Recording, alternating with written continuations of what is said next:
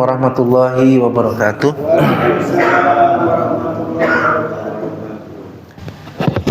Alhamdulillahilladzi arsala rasulahu bil huda wa dinil haqq liyudhhirahu 'ala dini kulli wa kafa billahi syahida.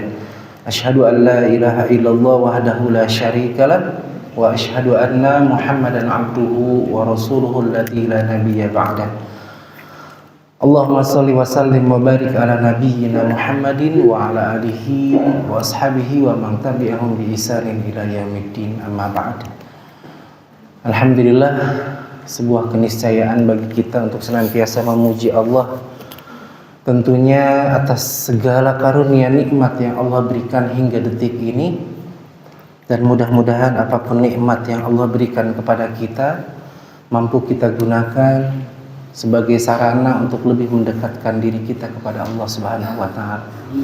Apapun nikmat ya, tapi tidak membuat diri kita dekat dengan Allah, maka fahuwal bala. Justru itu adalah musibah. Dan tidak ada azab yang lebih pedih kecuali azab dalam bentuk kenikmatan.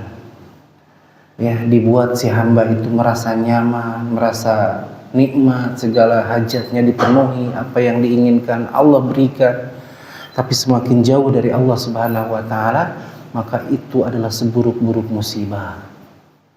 Maka alhamdulillah dengan izin Allah kita masih bisa menggunakan sebagian nikmat waktu luang yang Allah berikan untuk kita gunakan duduk di majelis ilmu, dan mudah-mudahan ini merupakan pertanda Allah memberikan kebaikan kepada kita.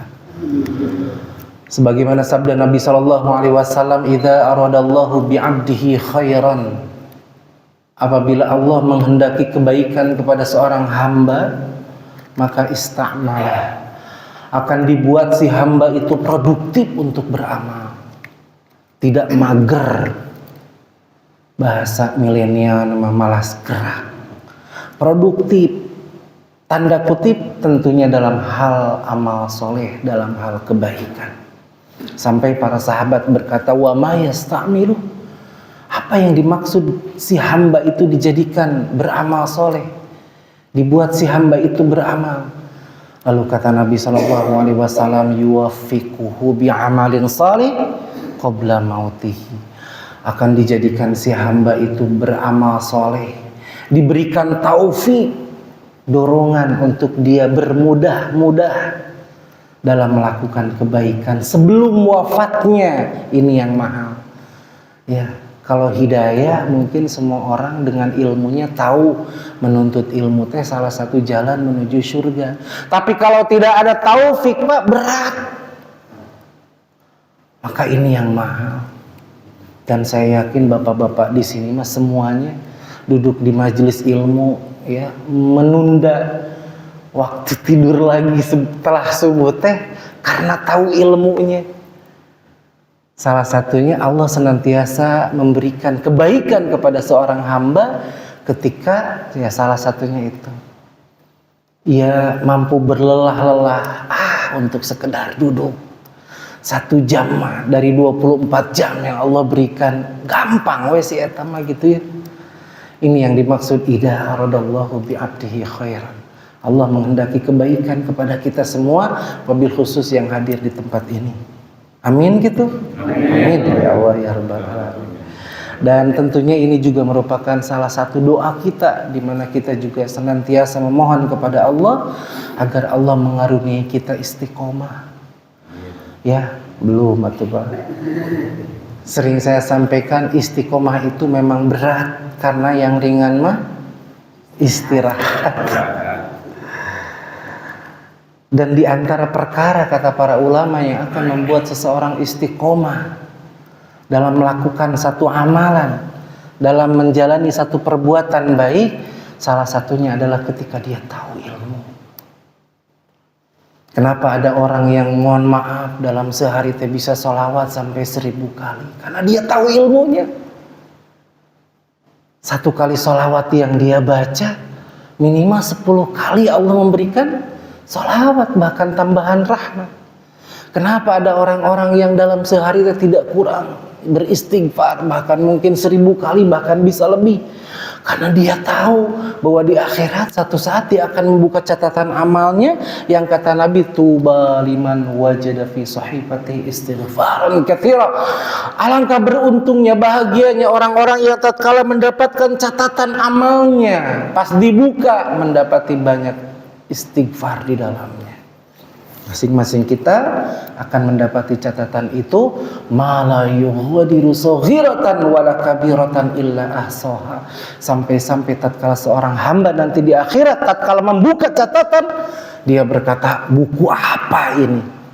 Tidak ada catatan yang kecil maupun yang besar, yang sedikit maupun yang banyak, illa ahsaha, ternyata tercatat, Pak. Tuh. Kenapa ada orang yang melazimkan sholat duha? Karena tahu bahwa setiap persendian itu wajib untuk disedekahi. Kenapa ada orang yang berlelah-lelah di setiap akhir, ya, di setiap mohon maaf 10 Zulhijjah itu berupaya mengeluarkan hartanya untuk membeli hewan ternak yang terbaik? Karena dia paham, Pak. Makanya siapapun orang yang diberi kelebihan harta, ya, tapi tidak mau berkurban, jangan dekati masjid-masjid kami, kata Nabi. Dan kemampuan seorang hamba untuk bisa berkurban di setiap tahun tidak selalu identik dengan harta, Pak. Tapi takwa yang akan mendorong dia untuk bisa berkurban di setiap tahunnya. Kalau karena harta, berapa banyak di media sosial kita saksikan ada pemulung yang bisa berkurban. Tukang sampah, tukang sapu. Dan sebaliknya, bahkan ada orang-orang kaya mungkin dalam 11 bulan itu bergelimang harta, tapi pas mau kurban karena nggak ada takwa, nggak ada niat, susah enggan. Giliran musim pancing beli sampai yang 4 juta, 5 juta, bahkan yang 15 juta, ya Pak ya. Musim sepeda beli minimal yang 10 juta, handphone AWG atau 7 juta. Beli embe yang mungkin sudah 3,5 juta itu udah bagus ya Pak Eko ya. Berat, Pak. Merasa kecurian mungkin ketika dibelanjakan di jalan Allah. Nah, orang yang tahu ilmu itulah yang akan membuat dirinya istiqomah dalam beramal saleh. Dan bapak-bapak di sini mah itu salah satunya. Ya, hadir di tempat ini walaupun hujan mah enak, ngurungkut, Pak. Bahasa Inggris nama tahu ngurungkut, ya. Lutung kasarung, ngarengko deui, tak gitu ya. Duduk, ya Pak ya. Dan mudah-mudahan ya sekaligus ini menjadi pertanda bahwa Allah ridho kepada kita. Dan keridhaan Allah itu tidak hanya sampai saat ini, tapi tentunya sampai nanti ketika ruh lepas dari jasad kita. Itulah kematian indah yang bernama husnul khotimah. Makanya sering-sering di keluarga, di rumah, dengan istri, dengan anak berbicara tentang kematian. Karena kata para ulama juga di samping ilmu, di antara penyebab seorang istiqomah itu adalah mengingat mati.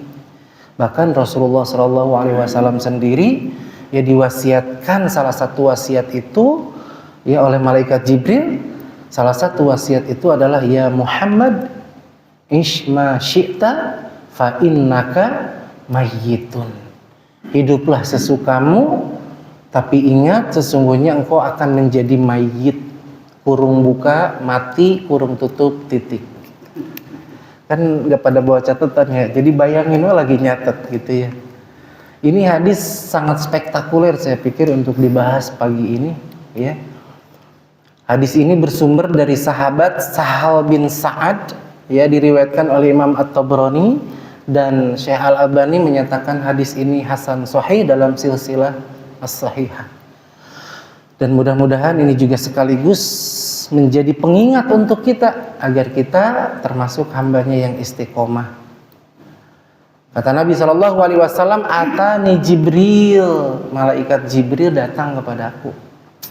Rasulullah mah ya tamu nage malaikat Jibril. Kita mah ada ketua DKM bawa map aja langsung ditolak. Wah, mau ngedata kurban nih. Gitu ya, gimana kebayang. Tapi kalau malaikat Jibril datang juga kita takut gitu ya. karena kita nggak kenal mana malaikat Jibril, yang disangka adalah malaikat maut gitu ya. Akhirnya lari gitu ya. Kata Nabi SAW, atani Jibril, Jibril datang kepadaku. Faqala, seraya berkata, ya Muhammad, wahai Muhammad, aish ma syi'ta, aish ma syi'ta, aish ma syi'ta, fa innaka mayyitun. Singkat, aish ma syi'ta, fa innaka mayyitun. Aish ma syi'ta, fa innaka mayyitun. 1, 2, 3. Ain sya, syanya isdat. Ish ma syi'ta, fa innaka mayyitun. Ish ma syi'ta, fa innaka mayyitun. Oke, ulangi 1, 2, 3. Ya. Insya Allah hafal ya. Hiduplah sesukamu, tapi ingat sesungguhnya engkau akan menjadi mayit. Dan kematian itu seperti di pekan kapan saya Jumat di sini menyampaikan, senantiasa mengandung ya 3 rahasia Allah tatkala berbicara tentang kematian. Yang pertama, Allah merahasiakan waktu kematian kita. Yang kedua, Allah merahasiakan sebab kematian kita. Dan yang ketiga, Allah rahasiakan tempat kematian kita. Tidak ada satupun manusia yang diberitahu dan mengetahui kapan dia akan mati. Tapi yang pasti kata Allah sudah diperingatkan, likulli ummatin ajal. Sesungguhnya setiap kita itu ada ujung, ada akhir. Yang kedua, tidak ada satupun manusia yang mengetahui dengan sebab apa dia mati. Mungkin karena sakit, mungkin karena ketabrak tahu yang diangkut kontainer, atau karena lagi ibadah, tidak ada yang tahu. Atau karena musibah. Dan yang ketiga, Allah rahasiakan tempat kematian kita. Tidak ada yang diberitahu di belahan bumi mana. Wa ma tadri nafsum bi ayyi ardin tamut. Tapi yang pasti di saat kita nanti mati, kita akan datang ke tempat di mana kita akan mati. Sengaja Allah rahasiakan ini semua tiada lain agar kita siap. Itulah Nabi SAW menyebutkan dalam salah satu hadisnya, aksiru dzikra hadimil ladat. Perbanyak oleh kalian mengingat segala yang bisa memutuskan kenikmatan, segala kenikmatan, yaitu kematian. Tentu saja mengingat kematian bukan hanya sekedar diingat, oh aku mau mati, bukan Pak. Tapi diharapkan dengan mengingat mati membawa ruh dan pengaruh juga implikasi dalam kehidupan bagaimana seseorang yang yakin bahwa dia akan mati bersikap. Mau ngomongin orang, takut ya, jadi kebiasaan. Sementara ya seseorang itu wafat di atas kebiasaan. Saya membiasakan zikir. Mudah-mudahan tatkala saya membiasakan zikir, Allah wafatkan dalam keadaan saya berzikir. Saya memulai saat ini mau menjaga salat 5 waktu di masjid. Kalau memang lagi di rumah, apalagi libur panjang dari mulai Kamis, Jumat, Sabtu, Ahad, ya, maka dia berupaya. Kenapa? Karena dia ingat akan mati. Malah kadang saya kalau mimpin sholat, sholatan muwadda'an. Di jamaah saya sampaikan, sholatlah seakan-akan engkau sholat yang terakhir kali. Tiada lain supaya timbul kehusyuan. Ya, mau buruk ke tetangga, mau tidak memaafkan tetangga, misalkan tetangga Anda mah agak brengsek sedikit, saya memaafkan. Ya, apa tuh jangan brengsek bahasanya? Nyebelin gitu kan. Saya memaafkan gitu ya. Karena saya mah nggak tahu esok lusa mungkin ya waktunya juga tidak sepanjang usia kita. Ya, maka orang yang yakin akan datangnya kematian itu akan memberikan ruh dan pengaruh dalam kehidupan bagaimana dia bersikap. Ya ini mah boro-boro inget mati, ada orang mati kadang seakan-akan kematian itu lari jauh dari dirinya. Padahal itu teh salah satu ayatun min ayatillah. Kematian yang Allah tampakkan itu adalah merupakan tanda dari sekian banyak tanda-tanda kekuasaan Allah yang seharusnya menjadi pengingat diri bahwa oh saya juga satu saat akan menyusul mereka. Saya kalau lagi mandiin jenazah, ya tidak ada istilah bercanda dan sebagainya gitu kan, ya memang nggak ada lah, nggak boleh gitu kan. Tapi justru yang dikhawatirkan para pemandi jenazah itu adalah hilangnya rasa ya ingat akan kematian gitu. Saya pernah waktu mandiin di rumah sakit gitu kan, karena ada salah satu jamaah di Geraha yang tertabrak di tol, ya minta justru saya yang memandikan. Pas ngelihat di rumah sakit itu kan kadang pakai selang gitu, saya arahkan. Ya bahkan si mayit itu kan merasakan sakit tatkala awal-awal ketika dia dimandikan. Seandainya dia bisa berkata, dia akan mengatakan pelan-pelanlah dalam memandikanku, karena barusan saja ruh ini lepas dari jasadku. Makanya cidukan pertama itu Nabi mengajarkan tidak langsung disiram, tapi pakai tangan gitu, set gitu kan, sebelah kanan, sebelah kiri, baru ke seluruh tubuh. Nah setelah itu baru pakai sabun, ya kapan-kapan lah Pak kita praktek memandikan jenazah, nggak usah ada acara kayak tabligh akbar gitu, nanti nggak susah materinya, kadang mending langsung praktek aja. Siapa di sini misalkan tim yang biasa, nah kita langsung praktek. Siapa yang mau jadi jenazah? Biasanya itu yang nggak mau ya. Karena katanya konon orang yang biasa begitu teh biasanya sudah tanda bukan ya, nggak ada. Kematian itu rahasia Allah, baru dibahas gitu ya. Nah gitu, kadang orang mohon maaf untuk sesuatu hal yang pasti akan datangnya, ya untuk kain kafan aja nunggu yayasan gitu kan ya.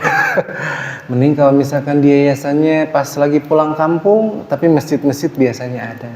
Tapi kalau misalkan di masjid, petugas masjid lagi nggak ada, nggak apa-apa, telepon saya insya Allah selalu ada gitu ya kain kafan. Cuman kembalikannya lagi bukan dalam bentuk uang, dalam bentuk kain kafan lagi. Jadi muter terus itu sampai kapanpun jadi akan ada. Karena untuk sesuatu hal yang pasti teh kadang orang ya kita aja nggak mempersiapkan gitu kan ya. Ya padahal kata Allah di dalam Al-Quran, Qul innal mautal ladzi tafirruna minhu fa innahu mulaqikum. Katakan Muhammad, sesungguhnya kematian yang kalian lari daripadanya. Maksudnya kata para ulama, kadang kita tuh ada rasa khawatir. Ya salah satunya ya bentuk ikhtiar kita agar menghindari kematian ketika sakit, berobat supaya kita sembuh. Qul innal mautal ladzi tafirruna minhu fa innahu mulaqikum walau kuntum fi burujim musayyadah. Andai engkau bersembunyi di bawah tanah, di bunker-bunker yang kokoh, maka niscaya kematian itu akan menemui kalian. Jadi nanti mah kalau misalkan ada yang meninggal teh, tanamkan di hati, oh mungkin saya juga akan menyusul dia. Makanya salah satu doa masuk ke kuburan kan kalau Bapak paham mah artinya ngagebeg gitu Pak harusnya mah ya. Tahu ngagebeg? Harusnya mah bergetar, deg-degan hati ya. Assalamualaikum ahlad diyar. Nah di akhir doa itu kan ada kalimat wa insyaallahu bikum lahikun, insyaallah aku juga akan menyusul kalian. Ulah ini masuk makam teh sambil ketawa dan sebagainya, baca doanya. Dengan itu kita akan bukan menyusul, mengingat ya. Dan tadi mengingat kematian itu diharapkan membawa ruh dan pengaruh. Jadi sekali lagi biasakan di rumah ya dengan keluarga, dengan istri, dengan anak. Nah, ayah itu tidak akan selamanya bisa membersamai ananda. Ditanamkan kepada anak supaya apa? Rasa berharap, rasa bergantungnya terlatih, Pak. Satu saat ayah akan meninggal dunia, satu saat ayah akan tiada, maka mudah-mudahan ya, dari kecil ketika kita tanamkan anak bahwa kita akan berpisah dengan dunia, maka si anak itu benar-benar mantap tauhidnya. Itu ya. Jadi yang pertama apa Pak? Ma syi'ta fa innaka mayyitun. Kenapa kita harus sering mengingat kematian? Karena itu Pak, kematian datang, udah seketika apa yang Allah titipkan, apa yang Allah amanahkan kepada kita, itu ketika kematian datang sudah bukan menjadi milik kita lagi. Tabungan, emas, harta, semuanya dalam sekejap ketika kematian itu datang sudah.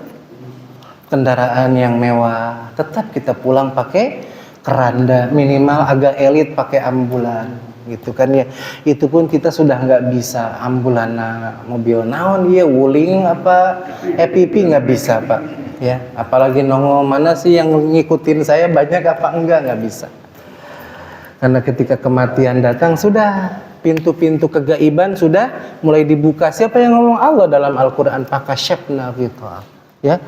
Di saat kematian itu datang sudah disingkapkan, ya, pintu-pintu kegaiban. Makanya kadang suka nggak nyambung ketika kita menemani orang yang sakaratul maut, ya. Dan di antara pertanda husnul khatimah itu, ya salah satunya adalah ketika dia mudah, ringan, lisannya mengucapkan la ilaha illallah, ya. Memang kalau ngomongin kematian mah nggak seru pak. Mau diketawa-ketawa gimana juga susah pak, gitu ya. Tapi yang pasti dengan mengingat kematian itu tadi diharapkan membawa ruh dan pengaruh dalam kehidupan. Bagaimana seorang yang yakin akan kematian, yang yakin bahwa dirinya akan mati bersikap, gitu ya. Nah tadi dibiasakan dengan keluarga, ya, berbicara ngomong tentang kematian. Karena ketika kematian datang, apa yang sudah menjadi milik kita, Allah titipkan untuk kita, sudah bukan menjadi milik kita lagi. Apa coba? Apalagi jabatan, pangkat, jangankan mati, sebelum mati aja sudah bisa lepas, benar nggak? Jadi apa yang kita banggakan di dunia ini? Maka mudah-mudahan dengan sering mengingat kematian, kita lebih produktif lagi dalam beramal soleh, ya Pak. Apalagi yang sudah usia 50 ke atas lah ya. Bukan berarti yang muda masih jauh, tapi minimal kan ketika Nabi saja 63 tahun, kalau sekarang 50 tahun ya berarti 13 tahun lagi. 13 tahun teh Cak, nggak lama, sebentar. Baru kemarin kita senang main sapintrong gitu ya, kalau cewek mah ya. Main bekel, main gala asin, gala jidar, sekarang kita sudah punya anak. Ya. Umur umatku ini baina sitin wasabiin, antara 60 sampai 70 tahun. Ya, adapun yang diberi kelebihan itu hanya sedikit, gitu ya. Ini yang pertama. Kemudian yang kedua apa? Pesan malaikat Jibril, wa ahbib ma syi'ta fa innaka mufariquh. Ini mah panjang, nggak usah dihafal. Ya. Yang pertama aja tadi, isma syi'ta fa innaka mayyitun. Yang kedua, wa ahbib ma syi'ta fa innaka mufariquh. Cintai apa yang kau sukai, yang kau senangi di dunia ini. Silakan anak, istri. Anak-anak, istri jangan kebalik, istri-istri anak, ya. Anak-anak, istri silakan. Tapi jangan sampai menjadi ilah di hati. Maksud menjadi ilah itu kata para ulama, dominasi kita, sehingga membuat kita maksiat kepada Allah hanya gara-gara anak. Banyak pak, ya, gara-gara anak korupsi, gara-gara takut di rumah tangga kurang, akhirnya melakukan perbuatan-perbuatan yang menurut pola pikir dia ingin membahagiakan keluarga, tapi dengan cara-cara yang tidak baik, gitu ya. Maka pesan-pesan saya ke jamaah yang hadir di sini, ini salah satu ilmu yang diajarkan oleh salah satu istri Nabi Shallallahu Alaihi Wasallam, Sofia, ya, kata beliau bahwa Nabi Shallallahu Alaihi Wasallam tidak pernah meninggalkan setelah selesai sholat subuh doa yang sering dibaca oleh Rasulullah, Allahumma inni as'aluka ilman nafi'an wa rizqan thayyiban wa amalan mutaqabbala. Selepas sholat subuh Nabi nggak pernah meninggalkan doa ini.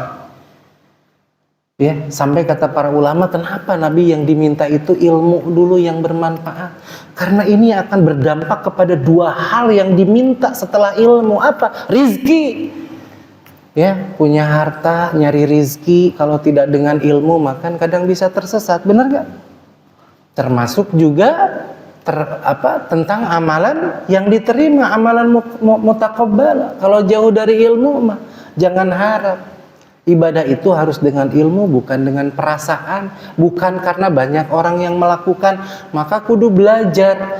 Maka salah satu yang diminta oleh Nabi, Allahumma inni as'aluka ilman nafi'an, ilmu yang mendatangkan manfaat, ilmu yang bermanfaat. Yang dimaksud ilmu yang bermanfaat, kata para ulama, ilmu yang mendatangkan kebaikan, keridhaan Allah bagi si pemilik ilmu tersebut. Ya. Maka terkait tadi poin yang kedua, wa ahbib ma syi'ta fa innaka mufariqu, cintai silakan, tapi jangan sampai mendominasi. Maka mudah-mudahan di setiap aktivitas pagi kita melakukan doa yang dibaca oleh Rasulullah, hidup kita terbimbing. Ya, tidak hanya karena demi istri, ingin membahagiakan istri, kita melakukan perkara-perkara yang diharamkan. Masih kabita aja. Apa sih Pak yang akan membuat manusia puas dengan dunia? Sok pikirkan. Orang kaya pun malah berpikir bagaimana melipat gandakan kekayaan. Kapan cukupnya? Hatta zurtumul maqabir, kata Allah. Sampai tanah kubur menutupi mulut-mulut mereka, baru mereka sadar. Itulah kenapa Nabi SAW menginformasikan, laukana bani Adam wadian minadz zahab, seandainya manusia memiliki 2 lembah emas, niscaya dia akan mencari yang ketiganya. Kapan manusia puas? Alhaakumut takatsur, bermegah-megahan, ya. Hatta zurtumul maqabir. Jadi silakan mencintai anak, mencintai istri, mencintai harta, mencintai jabatan, tapi sekedar di tangan gitu kan. Kunid dunia fi yadika wala takunid dunia fi qalbika. Jangan kau simpan ya harta dunia itu di hatimu. Simpan cukup di genggaman saja. Ya, jangan terlalu bangga dengan segala yang dimiliki, semua juga akan hilang. Ya, paling tidak minimal nanti mah akan menjadi rebutan ahli waris ketika kita sudah tiada. Mending kalau misalkan dibagi dengan cara Islam. Kadang kita masuk ke pengen, udah yang penting adil setengah. Padahal jelas bagian laki-laki 2 kali lebih besar daripada perempuan. Perempuan setengah dari bagian laki-laki. Seperti itu ya. Dan di antara bentuk kecintaan ya seorang ayah kepada anak bukan hanya sebatas duniawi. Kecintaan ukhrawi itu adalah ketika anak, mohon maaf, subuh, memang ada rasa cinta. Kasihan apalagi hari Minggu, biarin aja lah. Itu cinta nggak? Cinta, tapi cinta hanya sebatas duniawi. Kalau cinta ukhrawi, enggak. Saya tidak mungkin selamanya bersama dengan anak kita. Dan di masa kecil ini adalah di masa di mana kita menanamkan nilai-nilai kebaikan kita, dan itu akan membekas. Maka orang tua yang sering mohon maaf berdialog, bapak-bapak nih terutama ya, biarin dah, ibu-ibu mah nggak ada. Di dalam Al-Quran kalau kita buka Pak, 17 ayat yang Allah muat di dalam Al-Quran itu memuat tentang dialog orang tua kepada anak. Ya, 1 ayatnya itu memuat dialog ayah, ibu kepada anak. 3 ayatnya memuat dialog ibu dengan anak. Nah, sisanya kurang lebih 14 ayat itu memuat dialog ayah dengan anak. 17 ayat yang memuat dialog ayah dengan anak, porsinya lebih besar, Pak. Ya, itu artinya bapak kudu sering-sering nasehatin anak. Kenapa ibu sedikit? Karena ibu mah mohon maaf kalau banyak justru khawatir ya, karena kalau sekali ngomong ibu mah doa jadi doa yang sangat luar biasa gitu ya. Tapi kalau dalam ilmu pendidikan, kenapa laki-laki lebih besar? Ada satu penelitian ilmiah, salah satunya adalah akan lebih diingat oleh bagian otak mana lah gitu. Saya juga belum pernah lihat, pernah ngebongkar otak, cuman ada penelitian seperti itu. Makanya di dalam Al-Quran kan banyak dialog yang Allah muat. Misalnya dialog Nabi Nabi Ibrahim dengan Ismail. Kemudian Imran Siapa? Nah, Luqman yang Allah abadikan di dalam Al-Quran. Sering-sering Pak. Dan itu akan membekas. Saya sering sampaikan ke Bapak, kalau bawa anak masuk ke rumah teh, nah kata Nabi, rumah yang dibacakan bismillah, maka setan tidak akan betah. Sekali, 2 kali, 3 kali, anak teh akan ingat, Bapak besok teh meninggal, sudah mewariskan satu ilmu ke anak. Tapi itu anak ya, Bapak udah meninggal, dia mengamalkan tuh Pak, setiap masuk rumah, bismillah kata ayah, Nabi mah suka bismillah ketika masuk, Masya Allah, itu akan mengalir Pak, sepele. Tapi justru itu akan menjadi passive income buat kita, investasi yang tidak akan pernah habis, kanzun la yafna. Itu salah satunya diantara kita memiliki keturunan itu menjadi penerus amal kita. Di saat kita sudah tidak produktif untuk beramal, sudah terbungkus kaku dengan kain kafan, tapi akan terus melahirkan amal soleh. Bayangkan kitanya mau udah istirahat, karena kita sering menasehati anak-anak kita dan anak kita mengamalkannya, bahkan dia nanti gede udah nikah, ngamalin lagi tuh ke anak, akan terus Pak. Si anak teh punya cucu gitu kan, terus Masya Allah, sepele Pak, tapi bisa jadi justru itulah nasihat-nasihat yang berharga, itulah yang akan menjadi pemberat timbangan kebaikan kita. Ya, jangan pernah menyepelekan hal yang sedikit. Maka dibutuhkan istiqomah, adwa muhawa inqala, terus menerus walaupun sedikit gitu ya. Lalu yang ketiga, apa yang dinasihatkan, apa yang diwasiatkan oleh malaikat Jibril kepada Nabi Muhammad SAW?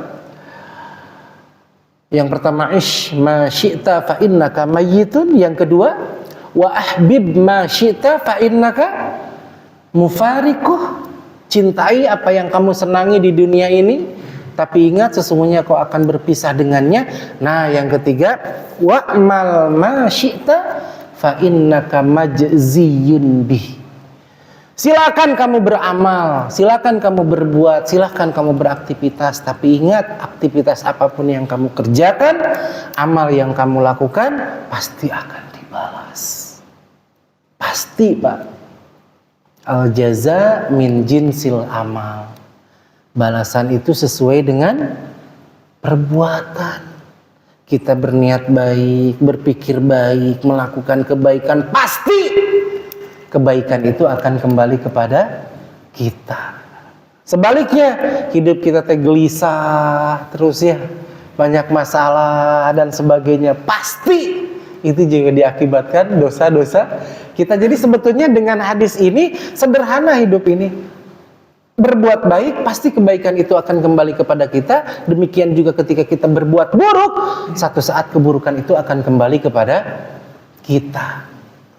Maka berpikir baik, memikirkan, mohon maaf gitu kan, gimana masjid ini teh supaya lebih indah, lebih nyaman gitu kan. Memikirkan bagaimana supaya pengajian ini teh berjalan dengan lancar. Karena itu juga perlu dipikirkan. Maka pikiran-pikiran baik pun Allah nilai Pak.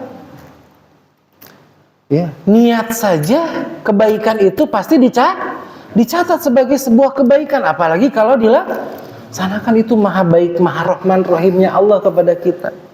Ya, beda dengan perbuatan buruk, baru niat belum dicatat. Ketika niat itu terlaksana, maka dicatat sebagai satu dosa. Tapi kebaikan baru niat saja dicatat satu kebaikan, diamalkan 2 kebaikan. Beda dengan dosa, itu maha rahman rahimnya Allah. Ya, jadi wa'mal ma syi'ta fa innaka majziyun bih. Silakan kamu beramal, lakukan aktivitas apapun yang bisa kamu lakukan, tapi ingat, sesungguhnya engkau akan dibalas dari setiap perbuatanmu. Yang keempat, kita percepat 100 km per jam. Wa'lam anna sarofal mu'min qiyamuhu bil-lail. Ketahuilah, kata malaikat, sesungguhnya kemuliaan seorang mukmin ada pada salat malamnya. Masya Allah. Wa izzuhu, dan kehormatannya istighna'u anin nas, ketika dia merasa cukup dari manusia. Ini poin yang luar biasa Pak untuk kehidupan kita. Ya, merasa cukup dari manusia itu tanda kehormatan. Kemuliaannya ada pada salat malam. Memang berat, Pak. Tapi di dalam Al-Quran disebutkan tatajafa junuduhum anil madaji'. Lambung-lambung mereka itu jauh dari tempat tidurnya. Sebagian nikmat tidurnya ia gunakan untuk bermunajat kepada Allah Subhanahu wa taala. Berat, Pak, memang. Tapi bukan berarti kita tidak berusaha. Upaya kita dilatih selama sebulan untuk bisa sholat malam di bulan Ramadan. Minimal membekas, Pak. Praktekkan. Inilah kehormatan, kemuliaan kita di sisi Allah Subhanahu wa taala, bukan di pandangan manusia. Kalau di pandangan manusia, jangankan kita, nabi saja ya yang sudah jelas-jelas mulia masih dihinakan. Kita kadang merasa mulia, hari tahajud tara. Taeta yang harus dipikirkan mah, Pak. Jangan ketawa, muhasabah. Ya, alaikum biqiyamil lail, biasakan kata Nabi kalian tuh salat malam, fa innahu da'bus sholihin man kana qablakum. Karena sesungguhnya salat malam itu merupakan da'bu, kebiasaan orang-orang soleh sebelum kalian. Jadi jangan ngaku soleh kalau salat tahajud ge tara, komo subuh kaberangan mah gitu ya. Apalagi subuh kesiangan mah. Gitu ya. Makanya kalau misalkan kita merasa soleh tapi mohon maaf sholat tahajud gitu, pernah dalam 1 bulan tahajud, itu perlu dipertanyakan kesolehan kita. Kalau menurut hadis Nabi tadi, fa innahu da'bus sholihin man kana qablakum, sesungguhnya sholat malam itu kebiasaan orang-orang soleh sebelum kalian. Gitu ya. Dan tentunya sholat malam itu merupakan amaliyah daripada sholat sunnah yang paling abdul, yang paling utama. Ya, seutama-utama sholat sunnah setelah yang maktubah, setelah wajib adalah qiyamul lail. Makanya sholat 5 waktu ya dengan khusyuk, dengan tertib pelaksanaannya, dengan berjamaah, yaitu bagaikan bangunan yang kokoh. Dan orang yang melaksanakan sholat malam seperti membuat taman-taman yang indah. Pak, kalau kita beli rumah biasanya ngambil yang dipengenkan, pengen rumah teh yang hook, bener gak? Hook, kenapa? Karena berpikir ada tamannya, ada rumputnya, ada tanamannya. Kita dalam hal dunia saja pengen seperti itu. Nah, orang-orang yang berpikir orientasinya untuk akhirat, ya pengen, bukan hanya sekedar di dunia memiliki taman-taman. Di akhirat dia juga memiliki taman-taman yang indah. Salah satunya ya bekal buah daripada sholat malam. Kalau bisa menangis, bermunajat, bahkan itu yang disabdakan oleh Nabi SAW, di antara 7 golongan yang akan mendapatkan naungan di hari kiamat, salah satunya adalah rajulun dzakarullaha khalian, seseorang yang ingat kepada Allah, zikir kepada Allah. Ya, kemudian dia ingat akan dosa-dosanya, ada rasa khasyah di dalam jiwanya, takut akan azab Allah. Fafadat ainahu, maka tidak terasa berlinang air matanya. Pertanyaannya, sudah berapa kali kita menangis karena khasyah, karena takut kepada Allah?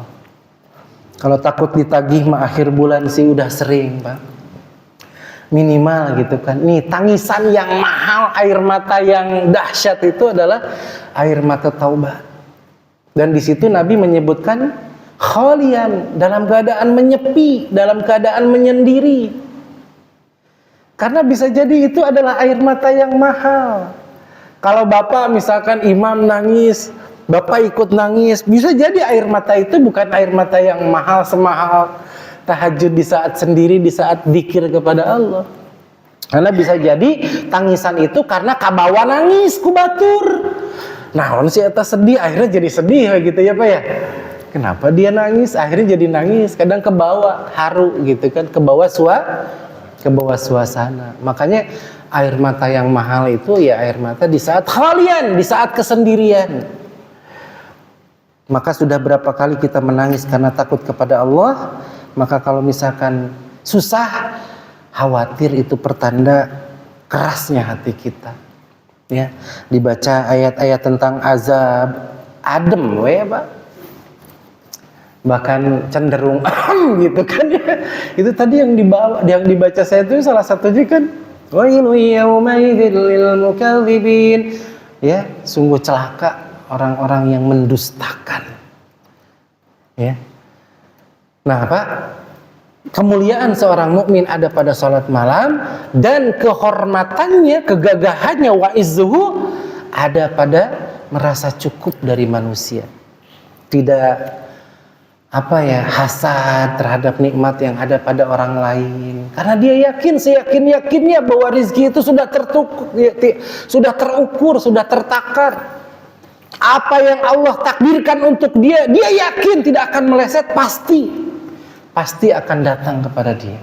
Apa yang Allah takdirkan untuk apa yang tidak ditakdirkan untuk dirinya, ya tidak akan pernah datang kepadanya. Dia yakin, maka hidupnya tenang.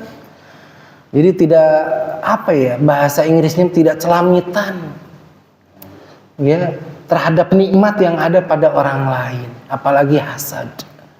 Naudzubillah gitu ya. Tetangga beli kulkas, istri kita masuk angin. Kita baru pulang kerja, ayah mama kayaknya masuk angin. Pas dikerik sama si ayah. Jadi bukan garis-garis Pak, gambar kulkas. Kenapa jadi gambar kulkas? Itu tetangga beli kulkas katanya. Kenapa jadi mamah yang meriang gitu kan ya? Naudzubillah. Itulah Pak 5 pesan wasiat yang disampaikan oleh malaikat Jibril kepada Nabi Muhammad. Mudah-mudahan itu jadi pengingat buat kita, sekaligus menjadi jalan agar kita istiqomah dalam beramal soleh sampai akhir hayat kita. Hidup cuma sebentar, sekedar mampir sekejap mata, itu pun belum tentu sepanjang usia kita. Silakan yang sudah hafal minimal yang pertama sebelum ditutup. Ya. Dari sahabat Sahal bin Sa'ad, diriwayatkan oleh Imam Tabrani. Ya. Satu aja.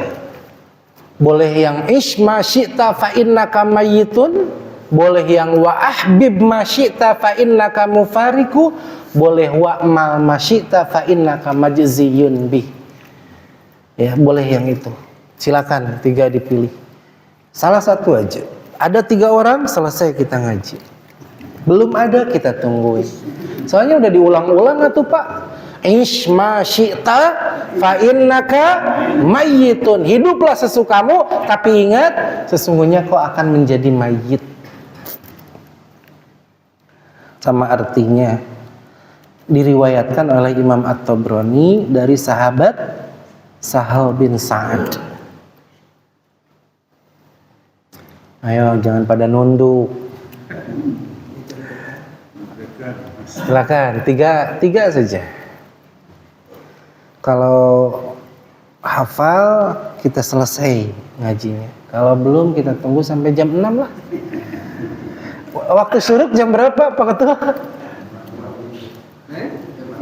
52. Ya 52 pokoknya saya akhirin sampai jam 6 kalau belum.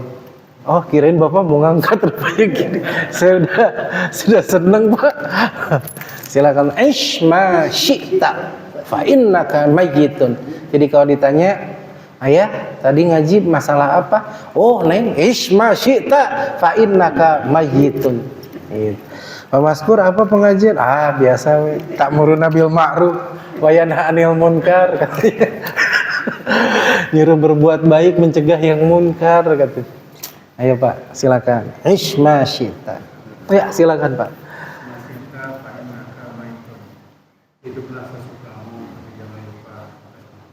Oke. Tapi ingat, sesungguhnya kau akan mati. Tapi nggak apa-apa sih, nggak menyalahi makna. Jangan lupa mati gitu kan. Berarti Bapak dulu waktu SD tuh bahasa Indonesianya hebat. Hadis riwayat siapa Pak? Tadi dia Imam Tabrani dari jalan sahabat Sahal bin Sa'ad. Gimana saksi? Salah. Bapak 1, 2 lagi. Oke, silakan Pak. Dari riwayat Imam Tabrani yang diriwayatkan Sahal bin Sa'ad. Iya, Sahal bin Sa'ad. Sahal bin Sa'ad Isma kita Painaka Main. Sesungguhnya hiduplah untuk kamu. Tapi ingat akan kematian. Oke, tapi ingat kau akan mati. Fa innaka. Tapi ingat sesungguhnya engkau itu kan mayitun, akan menjadi mayit. Oke, sah. Satu lagi terakhir. Silakan. Yang penting hiji Hiji deui sok.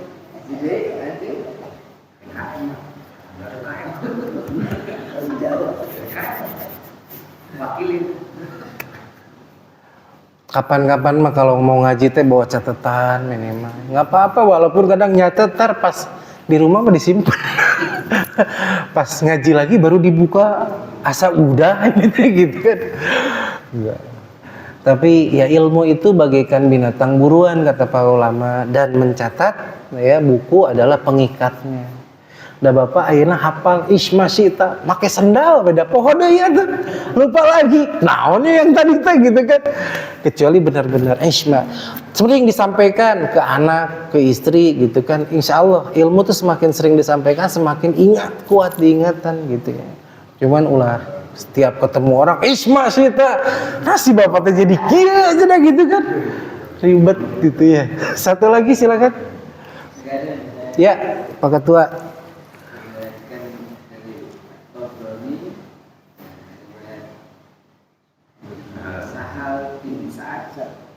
Isma sita Pak hiduplah di kamu, ingatlah Dia lagi mikir gimana nih sampai ke mayit. Mayitun. Nah itu kan lagi mikir ngerangkai gimana caranya ada kalimat sesungguhnya kau akan mati, tapi yang penting udah paham gitu kan, udah paham itunya. Ada pertanyaan nggak sebelum ditutup? Silakan. Ustaz, yang hal sepele itu di anak terus kalau udah lewat gimana? Udah lewat gimana Pak? Kan masanya udah lewat kan udah gede-gede. Kita ngajarin itu enggak. Masya Allah. Ya sebetulnya tidak ada kata terlambat ya Pak ya. Minimal ketika ada momen ngumpul dengan anak-anak kita yang sudah gede, ya salah satunya kita sampaikan aja. Gitu. Masalah misalkan dia menerima atau tidak kan mungkin Bapak karena jarang nasehatin tiba-tiba ngumpulin si Bapak teh kayak gini kan berubah. Enggak, tapi enggak apa-apa. Tapi itu akan menjadi sebuah kebiasaan Pak. Ya, itu bentuk istifat al-awqat, ya memanfaatkan sisa-sisa umur yang Allah amanahkan kepada kita.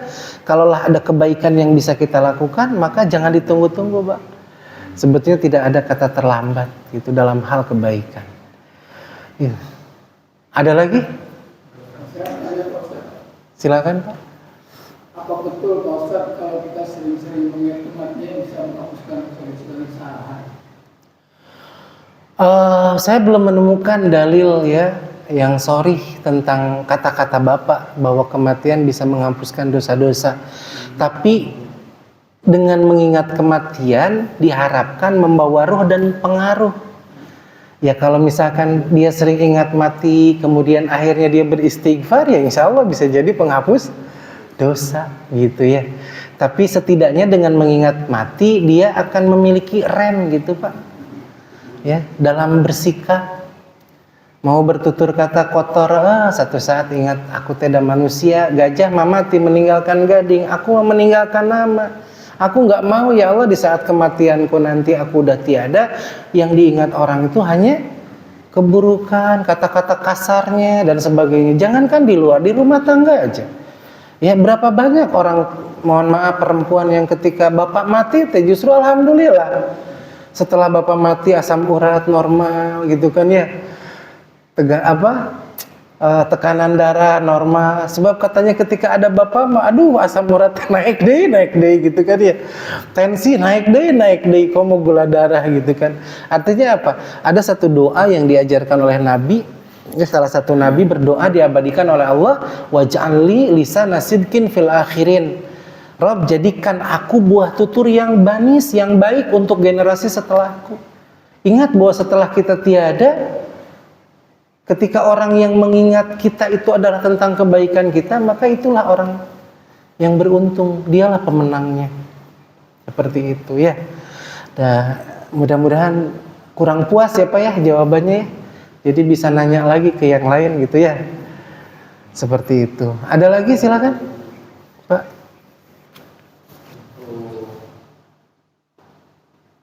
Supaya anak-anak itu benar-benar ingat atas kewajibannya. Kalau dalam pengawasan, kita mungkin kan memang masih ada pengingat orang tua. Tapi ketika dia jauh dari kita, kemudian juga katakanlah lingkungannya tidak dekat dengan masjid, agar dia tetap ingat semua kewajibannya. Ingat pasti, cuman mungkin bisa jadi dia sholatnya telat, bisa jadi tidak berjamaah, bisa jadi tidak ke masjid. Kira-kira ada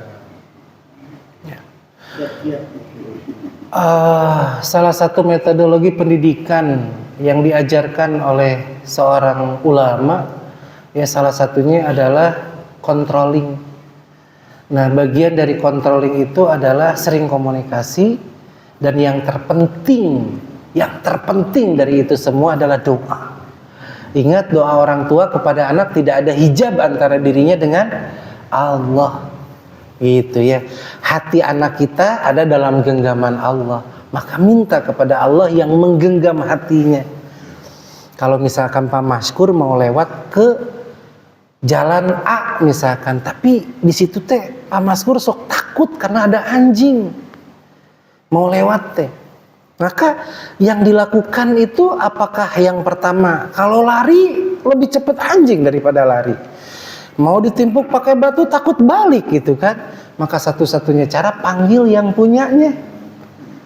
Bu, maaf ya anjing suka ngegogok kalau saya lewat, langsung kan yang punyanya, diam langsung. Anak kita ada dalam genggaman Allah jiwanya, maka mintalah kepada Allah yang menggenggam jiwanya. Apalagi tadi ya, di antara doa yang tidak ada hijab antara dirinya dengan Allah, salah satunya adalah doa bapak, doa ibu kepada anaknya. Mudah-mudahan kurang puas ya Pak. Ya. Kalau dalam metode pendidikan itu disebutnya controlling, itu dalam bahasa Arab itu mulafadhah Pak, controlling gitu. Karena kadang kan al-musahabatu tusyriku tabi'ah, persahabatan itu memalingkan tabiat. Mungkin di rumahnya bagus dan sebagainya, tapi karena di luar udah ke bawah. Maka minta kepada Allah yang menggenggam jiwa. Ada lagi Pak? Alhamdulillah kalau nggak ada. Saya sih tadi pas nanya, ada yang bertanya, mudah-mudahan mah nggak ada gitu kan. Tapi ternyata alhamdulillah ada yang nanya. Ya, mudah-mudahan sekali lagi ada hikmah, ada ilmu yang bisa didapat di pagi ini, sekaligus menjadi pertanda keberkahan dari Nabi Muhammad untuk umatnya yang beraktivitas di pagi hari. Karena Nabi pernah berdoa, Allahumma barik ummati fi bukuriha. Ya Allah, berkahi umatku di pagi harinya. Jadi kita yang senantiasa bangun beraktivitas di pagi hari, insya Allah terkena dengan doa Nabi ini. Allahumma barik ummati fi bukuriha. Ya Allah, berkahi umatku di pagi harinya. Mudah-mudahan kita termasuk umatnya yang terberkahi ya Pak ya. Aku qouli hadza wa astaghfirullah li wa lakum wal afu minkum la wajadtu fi kalami khata'at wa akhiru da'wana alhamdulillahi rabbil alamin. Assalamualaikum warahmatullahi wabarakatuh.